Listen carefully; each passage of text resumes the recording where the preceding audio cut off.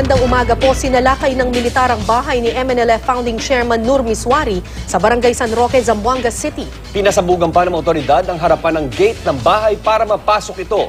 May news to go si JP Soriano live. JP? Chino Cara, hanggang sa mga oras na ito ay narito pa rin sa bahay o compound na pagmamayari ni MNLF Chairman Nur Miswari ang pulisya at nilalagyan na ito ng kordon ngayon. Makikita natin sa ating live video na inakyat na ng miyembro ng SOCO yung sinasabing bahay ni Chairman Miswari dito sa Barangay San Roque sa Zamboanga City. Pasado alas 4 ng madaling araw kanina nang pasukin ito ng pulisya nang salakayin nila ang bahay na ito at pinasabog pa nga nila yung gate ng ni Miswari at gamit ang isang explosive device na hindi naman daw harmful at para mabuksan nga yung gate kasi wala daw tao dito kanina. Ang kanilang target ay ang mga reported sa kanila na mga explosive device at mga dokumento, importanteng dokumento na posibleng may kaugnayan daw sa naging pangyayari dito sa Zamboanga City. At yan nga ang natagpuan initially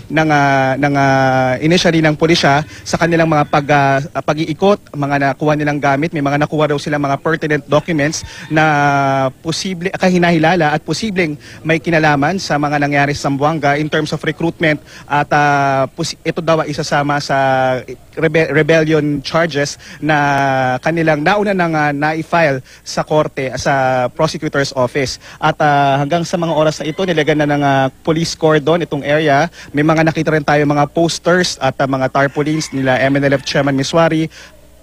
At ngayon, inaantay na lang natin kung ano yung mga magiging makukuha pa ng pulisya sa bahay na iyan. Malaking compound ito, Cara. May mga kubo, may mga bahay at yung mga kapitbahay nga dito, mga residente nabulabog doon sa malakas na pagsabog kanina. Akala nila meron na naman doon nangyaring pagsabog.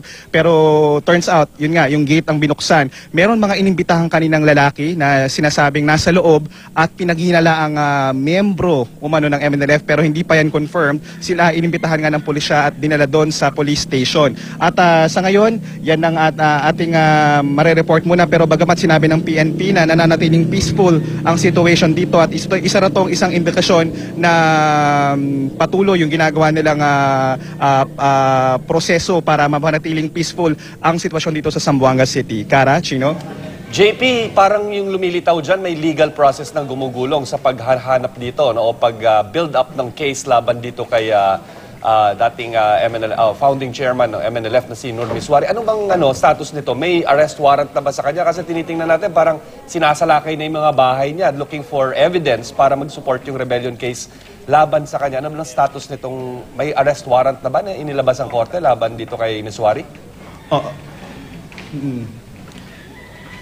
Wala pang inilalabas na arrest warrant, Chino, maliban sa search warrant na inilabas ng korte authorizing the PNP para mag-search itong property ni Chairman Miswari o ni Miswari.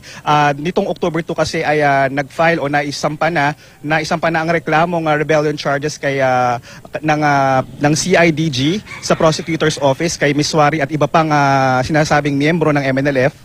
At yan ang inaantay. Wala nga nakita rito, just to clarify again, wala pang nakita rito official o anyone related to Miswari at hindi pa rin siya nakikita at wala ring indication na siya narito. Chino? Last na lang na question, JP. May mga indikasyon ba na sasalakayin din yung ibang mga bahay ni Miswari? Because I understand meron ding bahayan sa Davao, sa Sulu, and then sa iba pang parte ng Mindanao. Susunod na ba yung mga bahay na yon? Definitely, Chino, yan ang nabanggit sa atin ng police authorities at isang nakausap natin sa prosecutor's office. Yan daw ay kasama dun sa mga plano nilang gawin pero they have to gather more evidence para matiyak na meron silang sapat na ebidensya na meron silang reason para pasukin at salakayin yung mga sinasabing properties ni Chairman Miswari sa iba't ibang parte pa bukod dito sa Zamboanga City.